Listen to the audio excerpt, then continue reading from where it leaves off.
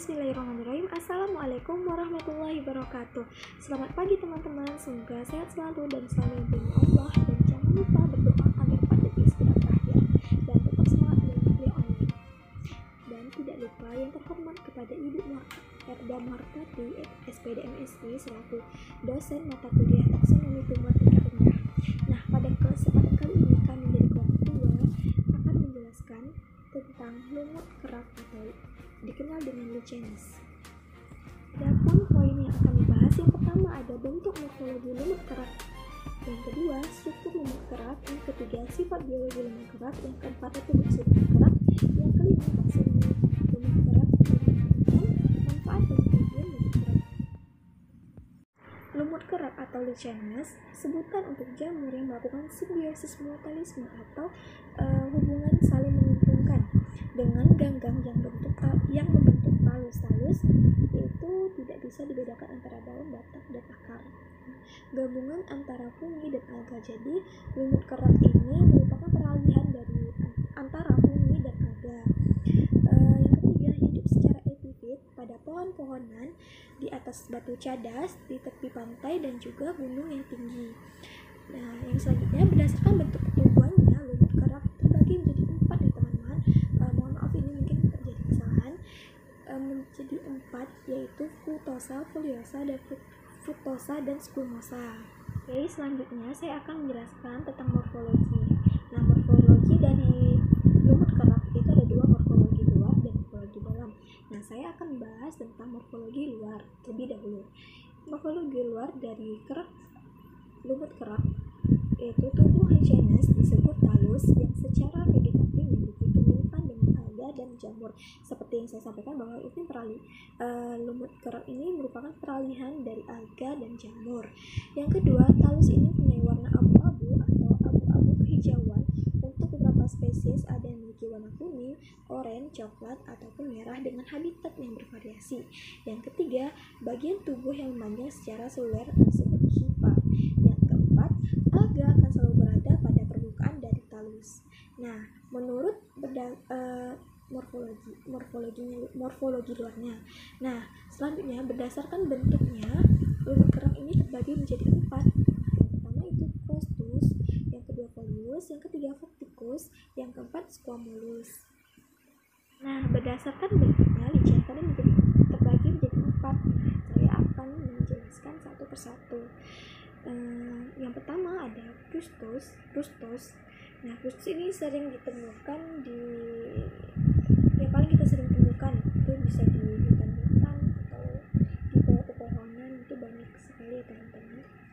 Nah, crustus ini mempunyai talus yang berukuran kecil, datar, tipis, dan selalu melekat ke permukaan batu, kulit pohon, ataupun di tanah.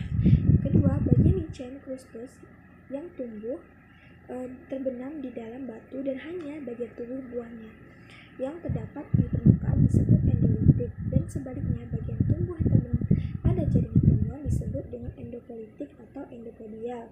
Nah, crustus ini berbentuk seperti cangkang dengan permukaan yang sangat keras, tidak bisa dilepas, sangat sulit dilepas ya teman-teman, karena dia memiliki bentuknya cangkang dan permukaannya sangat keras. Biasanya terdapat di kulit pepohonan. Kedua ada folius. Folius ini memiliki struktur seperti daun yang bentuknya tersusun oleh lobus-lobus dan relatif lebih longgar melekat pada bagian tubuh strukturnya. Nah, folius ini lebih mudah dilepas dari pohon karena berbentuk seperti daun. Bentuk talus datar. Yang kedua, bentuk talus datar dan sedikit lebar, terdapat banyak lekukan seperti daun yang mengkerut. Nah, yang ketiga, lichenes ini sering ditemukan melekat pada batu, ranting, dengan resin yang berfungsi sebagai alat untuk melakukan absorpsi makanan. Nah, pada bagian korteks bagian atasnya terdiri dari berbagai pelindung dari serangan yang terbentuk dari fungi atau jamur. Sedangkan bagian bawahnya adalah alga yang berguna untuk melekat pada kulit pohon.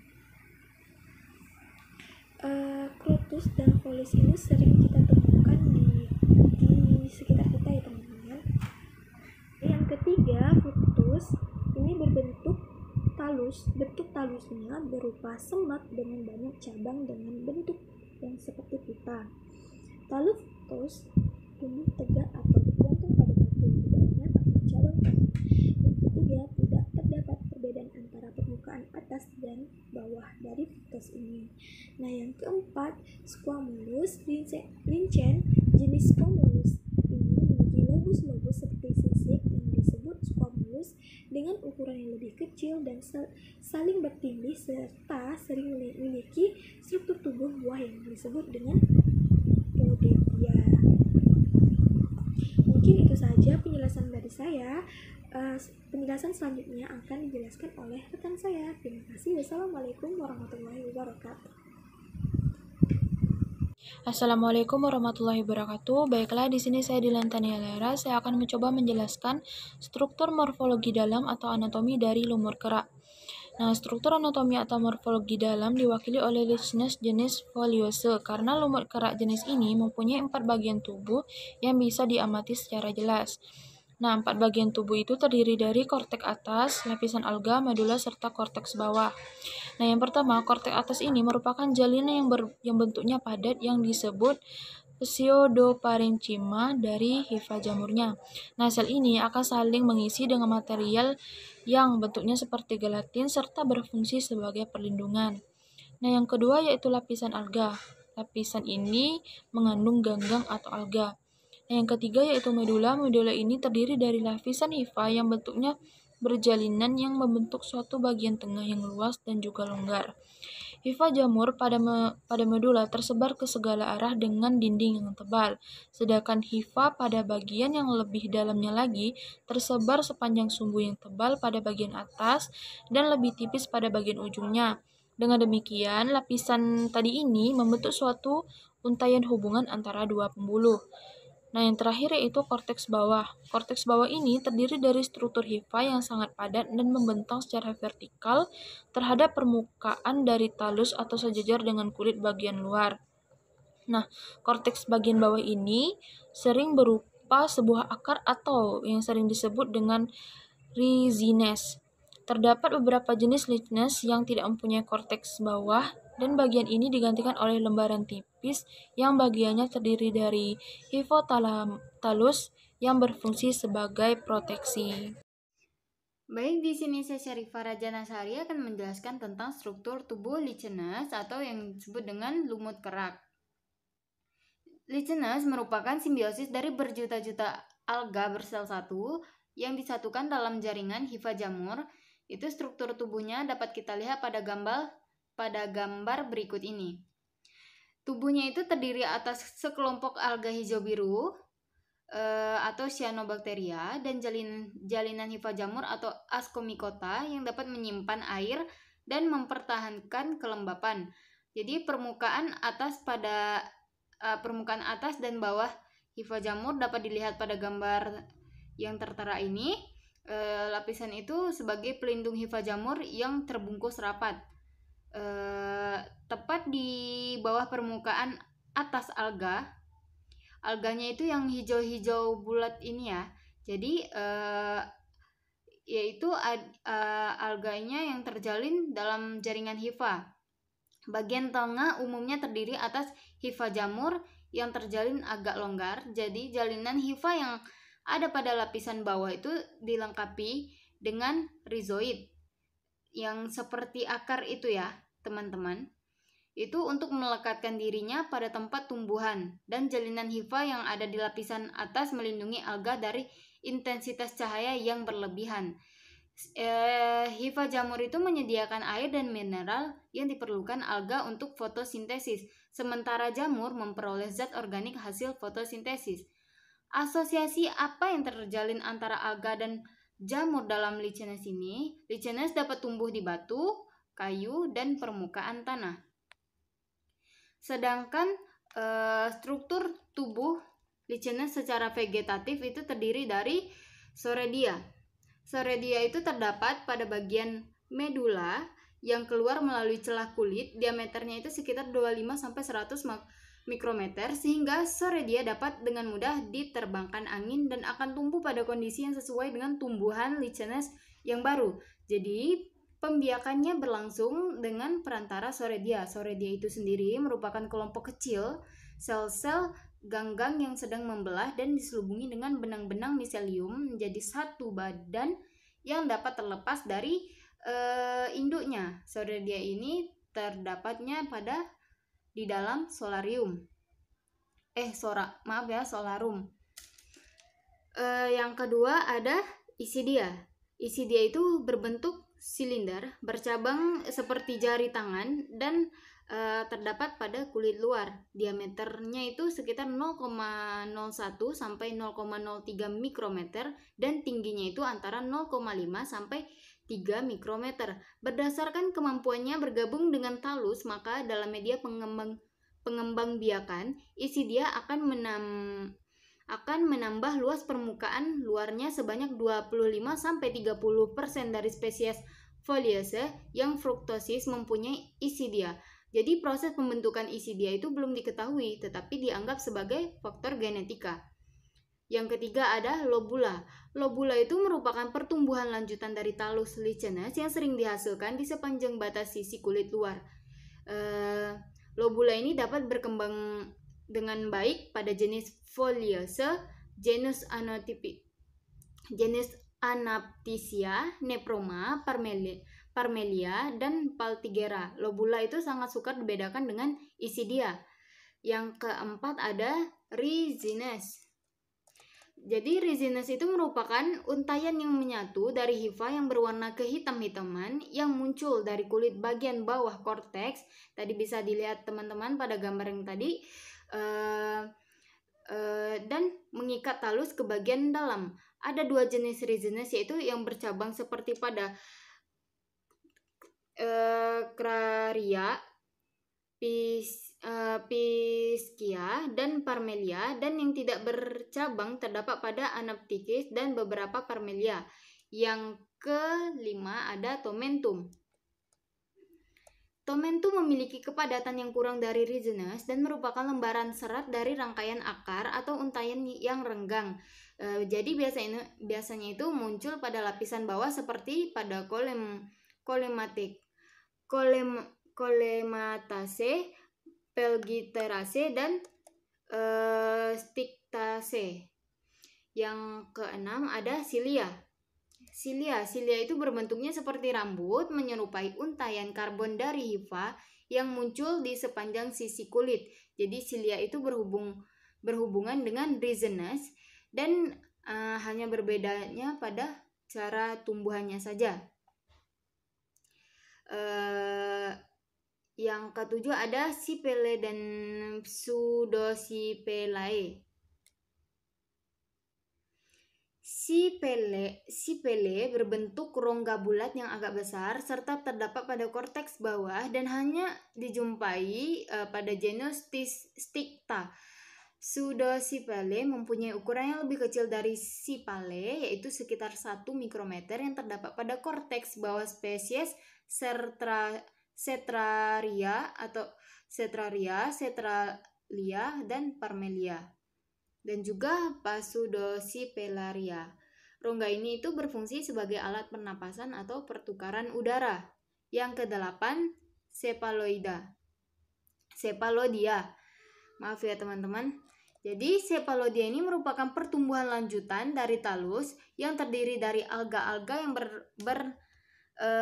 berbeda dari inangnya. Jadi pada jenis Paltigellera aptosa, Cephalodia ini mulai muncul ketika nostoknya itu jatuh pada permukaan talus dan terjaring oleh hifa Cephalodia yang berisikan nostok biru kehijauan. Jadi jenisnya ini mampu menyediakan nitrogen talus seperti Peltigera, Lecanora, Sterocaulon, Lesidae, dan beberapa jenis Crustacea lain. Sekian yang dapat saya sampaikan. Terima kasih. Nah, yang selanjutnya yaitu sifat biologi dari lumut kerak. Pada umumnya, lumut kerak ini hidup sebagai epifit dan digolongkan sebagai tumbuhan perintis yang ikut berperan dalam pembentukan tanah.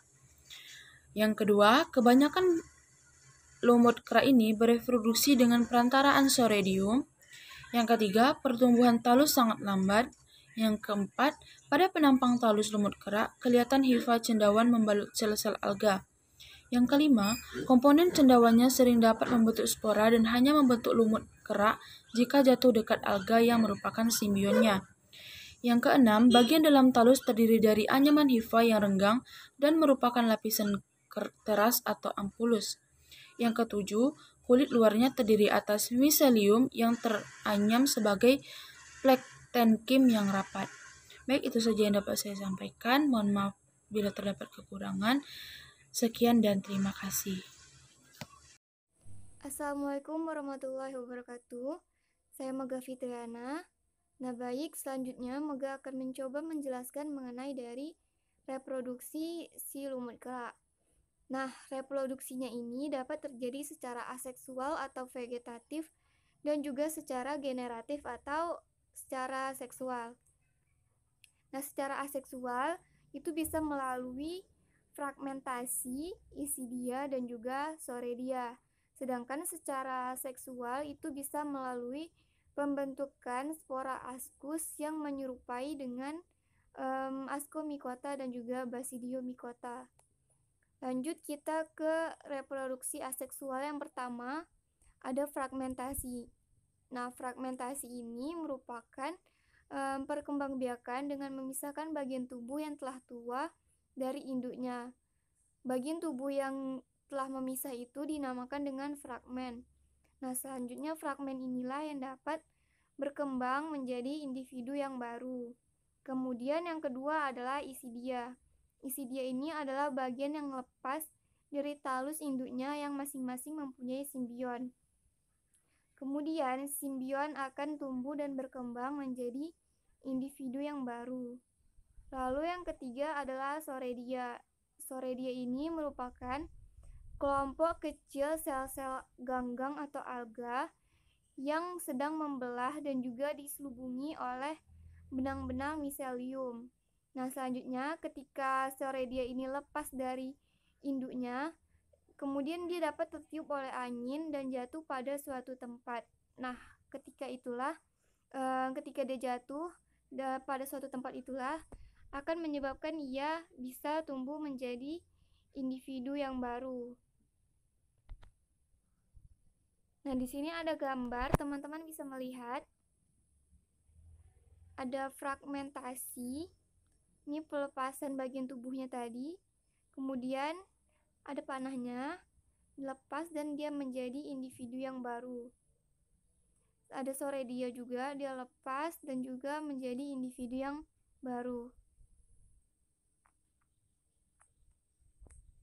Lalu kita ke reproduksi seksual. Nah, reproduksi seksual ini diawali dengan spora yang dihasilkan oleh ascocarp dan juga basidiocarp sesuai dengan jenis jamurnya. Kemudian spora ini dapat tumbuh menjadi lumut yang baru jika bertemu dengan alga yang sesuai.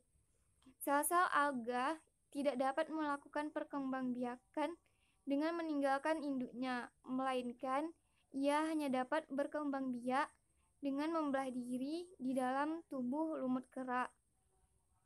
Atau secara sederhana dapat dikatakan reproduksi seksual dari lumut kerak ini diawali dengan jamur yang membentuk ascocarp dan juga atau basidiocarp yang di dalamnya terdapat spora. Nah, kemudian spora ini jika bertemu dengan ganggang atau alga yang sesuai, maka ia akan dapat tumbuh menjadi individu lumut kerak yang baru. Baiklah, mungkin itu saja yang dapat Mega sampaikan. Pembahasan selanjutnya akan dilanjutkan oleh teman saya. Terima kasih. Baik, di sini saya akan menjelaskan tentang taksonomi Lichenes. Jadi Lichenes itu sangat sulit untuk diklasifikasikan karena merupakan gabungan dari alga dan fungi serta sejarah perkembangannya yang berbeda. Jadi para ahli mengklasifikasikan taksonomi seperti Bassey, Martin, dan Alexopoulos berpendapat bahwa Lichenes itu dikelompokkan dan diklasifikasikan ke dalam kelompok jamur sebenarnya. Bassey meletakkannya dalam ordo Leucarenales dari Ascomycetes, sedangkan Smith menganjurkan agar Lichenes dikelompokkan dalam kelompok yang terpisah yang berbeda dari alga dan fungi. Jadi di sini tugas saya untuk menjelaskan Lichenes berdasarkan komponen cendawan yang menyusunnya, yang terbagi menjadi dua. Ada Ascolichens, yaitu dibagi lagi menjadi dua. Ada cendawan penyusunnya yang tergolong ke dalam Pyronemicetales, yaitu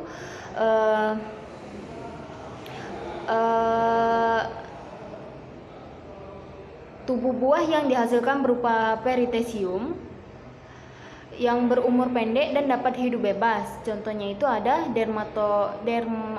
Dermatocarpon dan Verrucaria.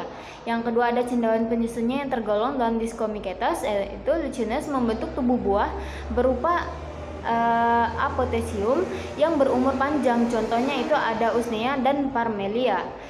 Selanjutnya yang kedua ada Basidio Lichenes, yaitu yang berasal dari jamur Basidiomycetes dan alga Mycophyceae. Basidiomycetes yaitu dari famili Teleporaceae dengan 3 genus Cora, Corella, dan Dictyonema. Jadi Mycophyceae ini merupakan filamen yaitu Scythonema dan tidak berbentuk filamen yaitu Crococcus. Sedangkan yang ketiga itu ada Lichenes imperfect. Jadi golongan ini itu tidak membentuk spora fungi dan talus, yaitu tersusun dari hifa atau massa padat yang seringkali terlihat menyerupai serbuk atau bubuk pada substrat yang ditumbuhinya. Contohnya itu ada Schistocoleus, Lepalaria, Leprocanolon, dan Normandia, dan juga yang lain-lainnya. Selanjutnya akan dijelaskan oleh rekan saya, Erika. Assalamualaikum warahmatullahi wabarakatuh. Selamat pagi teman-teman. Baiklah, di sini Erika akan menyampaikan materi tentang taksonomi berdasarkan komponen cendawan yang menyusunnya. 1. Ascolichens. Cendawan penyusunannya tergolong Pyrenomycetales, maka tubuh buah yang dihasilkan berupa perithecium, contoh Carpon dan Verrucaria. Cendawan penyusunannya Discomycetes, Lichenes membentuk tubuh buah berupa apothecium yang berumur panjang, contohnya Usnea dan Parmelia. Dan yang kedua ada Basidio Lichenes, berasal dari jamur Basidiomycetes dan alga Mycophyceae. Basidiomycetes yaitu dari famili Delephoraceae dengan 3 genus Cora, Corella, dan Dictyonema. Mycophyceae merupakan filamen yaitu Chitonema dan tidak berbentuk filamen yaitu Corococcus. Yang ketiga ada Lichen imperfect. Deutromycetes fungi steril, contohnya itu ada Cytocoleus, Lepraria, Leprocanolon, Normandia, dan lain-lain. Ini berdasarkan alga yang menyusun talus. 1. Homoimerus.